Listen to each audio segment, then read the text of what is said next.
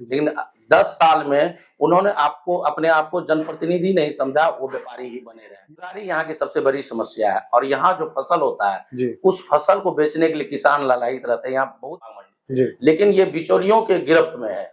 जो आपकी double engine की सरकार है, उन्होंने बिचौलियों को प्रश्रय देके रखा। पूर्णिया में हूँ और हमारे साथ कांग्रेस के नेता है, खेल प्रकोष्ठ के प्रदेश के उपाध्यक्ष हैं दिवाकर यादव जी। इनसे बात करेंगे, लेकिन सबसे पहले जानेंगे कि ये जो पूर्णिया है निश्चित तौर पर बहुत पुराना शहर है, पुराना जिला है, बावजूद उसके यहाँ की जो मूलभूत समस्या है उसका समाधान नहीं हो पाया।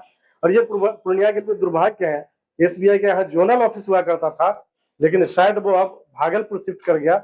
लेकिन इसके लिए जो बड़े जनप्रतिनिधि थे, चाहे वो सांसद हो, विधायक हो, उनकी इच्छा शक्ति नकारात्मक रहने की वजह से ये ऑफिस वहां शिफ्ट किया गया। और निश्चित तौर पे जो क्लास 1 और क्लास 2 अफसर जैसे लोग यहाँ रहते थे, जिस वजह से लोगों का रोजगार चलता था, बहुत सारे लोगों को उससे फायदा मिलता था, शायद बंद हो गया। ऑल इंडिया रेडियो है यहाँ, लेकिन जब कोई प्रोग्राम होता है तो उसके पेमेंट की व्यवस्था पटना से की जाती है, जो पहले यहीं से हुआ करती थी। निश्चित तौर पर यहाँ जो विधायक है स्थानीय, वो विजय खेमका जी है और बीजेपी है, डबल इंजन की सरकार है बिहार में।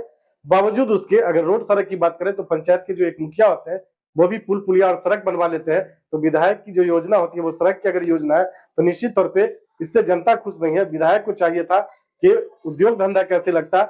यहाँ जो मुख्य रूप से 3 फसल होती है, चाहे वो केला हो, मखाना हो या मक्का हो, भरपूर मात्रा में होती है, बावजूद उसके किसानों के लिए कोई सोचने वाला नहीं है। सरकार किसी की भी हो बात करती है किसानों के लिए, लेकिन किसान के लिए कोई नहीं सोच रहा है। जिस वजह से आज अगर आप पटना से अररिया की तरफ आएंगे या पूर्णिया की तरफ, तो रोड के किनारे मकई को खिला हुआ देख सकते हैं। इन्हीं सब मुद्दों पर चर्चा करेंगे। सबसे पहले जानेंगे दिवाकर जी, आज आपका बहुत बिजी शेड्यूल है। रेप पीड़िता मुजफ्फरपुर की जो बच्ची थी उसके लिए आप लोग का आज प्रोग्राम है, पूरे बिहार में प्रोग्राम चल रहा है, आप लोग धरना प्रदर्शन कर रहे हैं, पुतला दहन कर रहे हैं। उस बिजी शेड्यूल में आपने हमारे लिए समय निकाला है। सबसे पहले आप ये बताइए कि आपका जो पूर्णिया है, इसमें आज भी सबसे बड़ी और गंभीर समस्या क्या है जिसका समाधान विगत कई वर्षों में नहीं हो पाया? क्या आपने भी इस लायक मुझे समझा कि आप मेरा इंटरव्यू कर रहे हैं या जन सनोकर के मामला के लिए पूछताछ कर रहे हैं? सबसे बड़ी और गंभीर समस्या क्या है पूर्णिया की जिसका समाधान विगत कई वर्षों में नहीं हो पाया? बेरोजगारी यहाँ की सबसे बड़ी समस्या है और यहाँ जो फसल होता है, उस फसल को बेचने के लिए किसान लालायित रहते हैं। यहाँ बहुत बड़ी मंडी है, गुलाबाग मंडी, लेकिन ये बिचौलियों के गिरफ्त में है।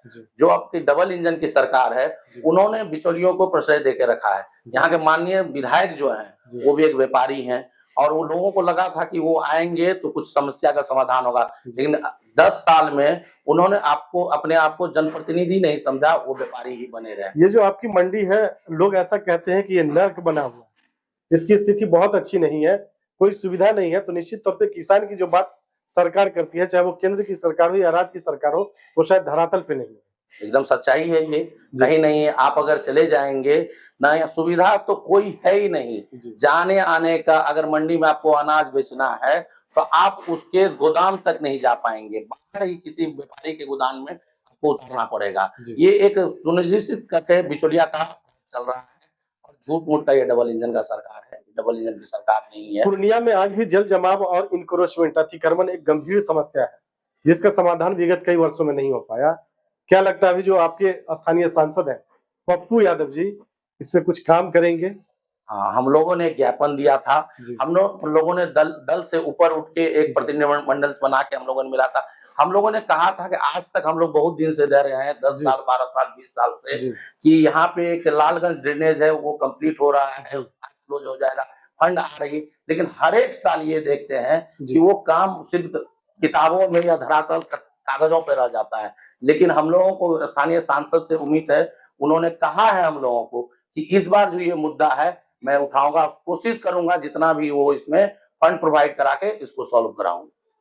जब आप क्षेत्र में जाते हैं, आम लोगों के बीच जाते हैं, जो बिहार की अभी वर्तमान में सरकार है वो ये कहती है कि हम आखिरी पंक्ति के लोगों को मुख्य धारा में जोड़ते हैं। तो जो दलित और महादलित बस्ती है, मैंने सच्चाई देखा कि आज भी वहां शौचालय नहीं है। लेकिन क्या जो 3 डिसमिल भूमि की बात बिहार सरकार करती थी वो जमीन पे है क्या? नहीं, 3 डिसमिल जमीन जो है बिहार सरकार का थी, ये जमीन पे नहीं है। कुछ एक व्यक्ति जो है, जो उनके चहेते हैं, उनके लिए ये योजना लाई गई है जी, और कहीं नहीं। आम लोगों के लिए कुछ नहीं है। ये सरकार जो ये कहीं आम लोगों को नहीं दिखेगा। आप भी घूम के देख सकते हैं, और शौचालय में तो बंदरबाट हो चुका है। जी, आप अपने पूर्णिया के लिए किस विजन के तहत काम कर रहे हैं? निश्चित तौर पे आप भी यहाँ के दावेदार हैं और प्रबल दावेदार हैं, लोगों के बीच जा रहे हैं, जनसंपर्क आपका चल रहा है।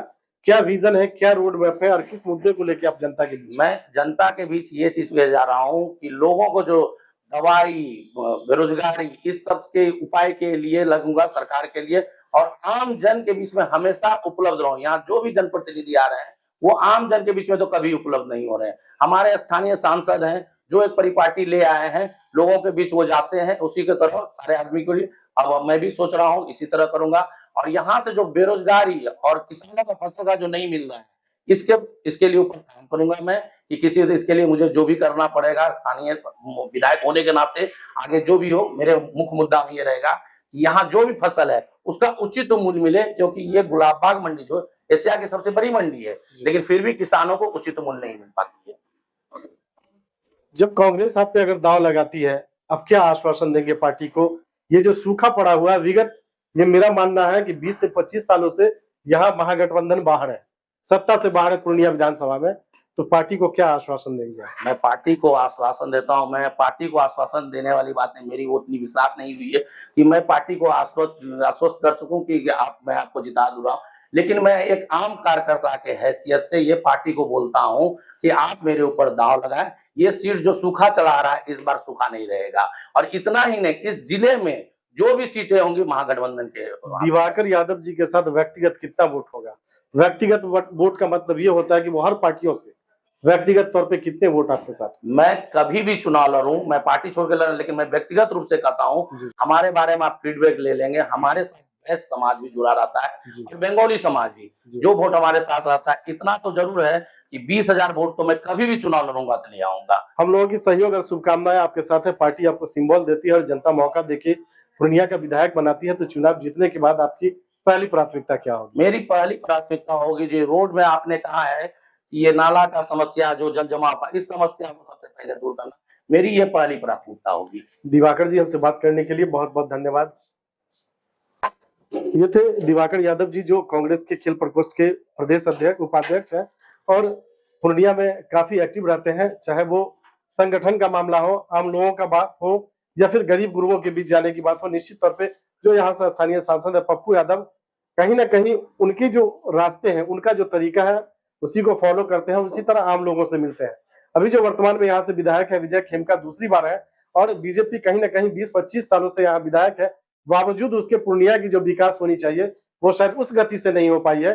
चाहे वो सड़क का मामला हो, ड्रेनेज सिस्टम का मामला हो, किसानों का मामला हो, आम लोगों का मामला हो, और इस डबल इंजन की सरकार में अभी जो दुर्भाग्य कह सकते हैं कि क्राइम आउट ऑफ कंट्रोल चल रहा है। निश्चित तौर पे पूर्णिया की जनता को भी यह तय करना है कि आपके बीच जब प्रत्याशी आते हैं तो शायद आप जात और धर्म के नाम पे, अपने कास्ट के नाम पे वोट कर देते हैं और अच्छे लोगों को आप मौका नहीं देते हैं। तो निश्चित तौर पे अगर यही स्थिति बनी रही तो जो भी वर्तमान विधायक है आपके, अगर उनके पार्टी ऑफिस की मैं बात कर लूं तो शायद एक दुकान में वो बैठते हैं और 9 बजे दुकान खुल के 7 बजे बंद हो जाता है। अगर ऐसे लोगों को आप व्यापारी को चुनते हैं तो निश्चित तौर पर वो व्यापार करेंगे, लेकिन अगर आप किसी समाज सेवी को चुनते हैं तो वो आपके सुख दुख के साथ खड़े रहेंगे। निश्चित तौर पे इनके जैसे लोग आते हैं तो इनको परिवार चलाने के लिए आपके पैसे की जरूरत नहीं है।